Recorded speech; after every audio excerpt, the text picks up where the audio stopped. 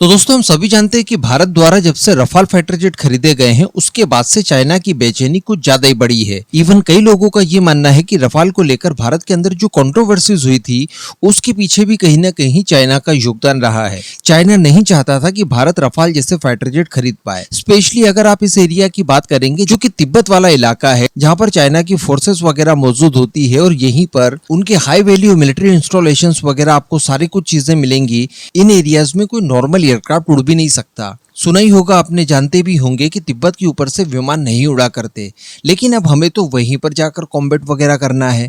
ऐसी परिस्थिति में हमें विमान भी विशेष तरह के ही चाहिए जहां पर रफाल पूरी तरह से सूटेबल है।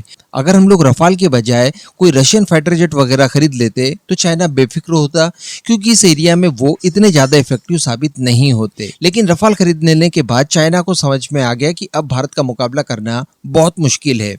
इसके साथ साथ जब रफाल आने शुरू हुए थे उसके बाद ही दुनिया भर के जो विशेषज्ञ थे उन्होंने कहना इस बात को शुरू कर दिया था कि चाइना के पास जो सबसे ज्यादा ताकतवर फाइटर जेट है, सबसे एडवांस है, यानी J-20, उसे एक रफाल को काउंटर करने के लिए तीन तीन विमानों को डिप्लॉय करना होगा, जिसमें एक उसका J-20 होगा और बाकी दो अन्य किसी तरह के नॉन स्टेल्थ फाइटर जेट होंगे। और जब ये तीन फाइटर जेट जाकर रफाल को काउंटर करने की कोशिश करेंगे तब मामला कहीं ना कहीं सेट हो सकता है।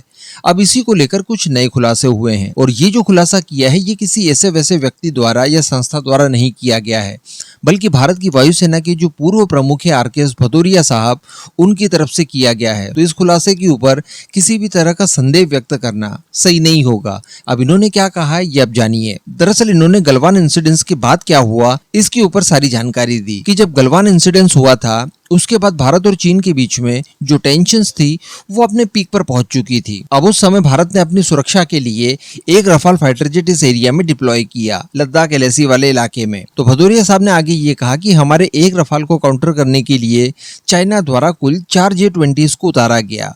इसके बाद भारत द्वारा 4 की संख्या में रफाल फाइटर जेट को डिप्लॉय किया गया। तो इन 4 रफाल के बदले चाइना द्वारा अपने होटान एयरबेस पर टोटल 20 J-20 को डिप्लॉय किया गया। यानी पहले एक रफाल को काउंटर करने के लिए 4 J-20, उसके बाद में 4 रफाल को काउंटर करने के लिए 20 J-20 को उतारा गया, यानी प्रत्येक रफाल के लिए 5 J-20। तो इस तरह की कुछ कैपेबिलिटीज भारतीय वायुसेना को रफाल देता है। और आगे भदौरिया साहब ने यह भी कहा कि इस तरह से चाइना के अग्रेशन को रोक लेने के लिए ये जो रफाल की डील हुई है जिसके तहत हमने 36 रफाल खरीदे हैं, ये बहुत ही ज्यादा इफेक्टिव साबित हुए हमारे लिए।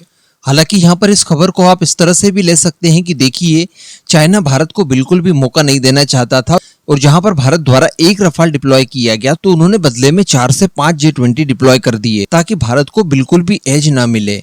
तो बिल्कुल इस पॉइंट से इस न्यूज को देखा जा सकता है, लेकिन इस पॉइंट से देखने के लिए हमें पुराने ट्रैक रिकॉर्ड्स देखने पड़ेंगे कि चाइना द्वारा बनाए जाने वाले किसी भी विमान का ट्रैक रिकॉर्ड क्या रहा है, तो वहीं पर फ्रांस द्वारा बनाए गए पास्ट में विमानों का ट्रैक रिकॉर्ड क्या रहा है।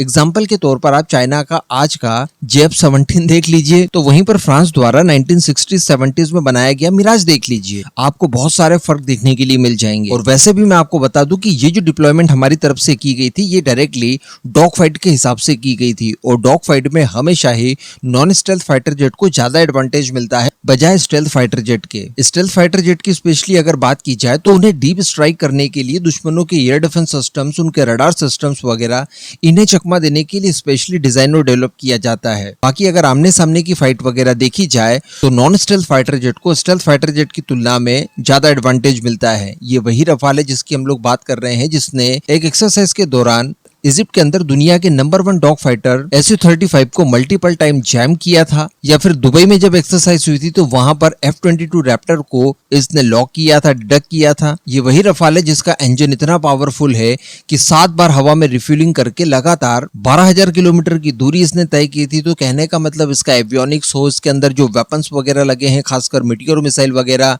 या फिर इसका इंजन वगैरह हो, ये सारी कुछ चीजें इतनी सॉलिड है कि चाइना इसकी बराबरी करने के बारे में सोच ही नहीं सकता। हालांकि इन सारी चीजों को देखने के बाद एक चीज का एहसास होता है कि कहीं ना कहीं भारत ने यहाँ पर गलती कर दी है। अभी तक कम से कम 70 की संख्या में और इनके ऑर्डर प्लेस कर देने चाहिए थे ताकि हमारी वायुसेना के पास आगे पीछे सब कुछ मिलाकर कम से कम 100 रफाल फाइटर जेट होते। इसके अलावा 26 हम लोग नौसेना के लिए ले ही रहे हैं, तो हमारे पास लगभग 126 विमान हो जाते रफाल के, तो ये हमारी नौसेना और वायुसेना को बहुत ज्यादा बड़ी ताकत दे सकते थे। खैर अभी भी कोई प्रॉब्लम नहीं है, हमारे स्वदेशी फाइटर जेट वगैरह तैयार हो रहे हैं। उनके लिए एचएएल को ऑल द बेस्ट बोलकर इस वीडियो को यहीं समाप्त करेंगे।